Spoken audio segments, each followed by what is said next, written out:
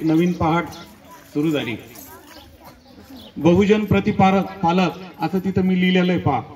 म्हणजे गरीब, कष्टकरी, शेतकरी, महिला, वंचित, मागासवर्ग सर्व घटकांचा राजा म्हणजे बहुजन प्रतिपालक। आणि त्यांनाच जाणता राजा पण म्हणतात, ज्यांनी आपल्या जनतेचं कष्ट, आपल्या जनतेचं दुःख, आपल्या जनतेचा त्रास ज्यांनी जाणून घेतला आणि नुसता जाणूनच नाही घेतला तर त्याच्यावर त्यांनी उपाय दिला, अशा या महान राजाची छत्रपती शिवाजी महाराजांची जयंती आज आपण येथे साजरी करत आहोत। आपण बघत आहात की इथं बाजूला छत्रपती शिवरायांच्या बाजूला क्रांतीसूर्य महात्मा फुले यांची देखील प्रतिमा लावलेली आहे। आज त्यांची जयंती नाही किंवा पुण्यतिथी नाही तरी पण आपण प्रतिमा लावली।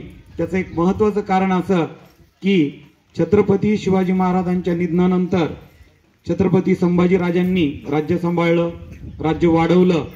त्यानंतर त्यांच्या निधनानंतर छत्रपती शाहू राजे आले, परंतु त्यांच्या कार्यकाळाच्या नंतर छत्रपती शिवाजी महाराजांचं नाव, छत्रपती शिवाजी महाराजांचं कार्य काळाच्या पडद्याआड गाडलं गेलं।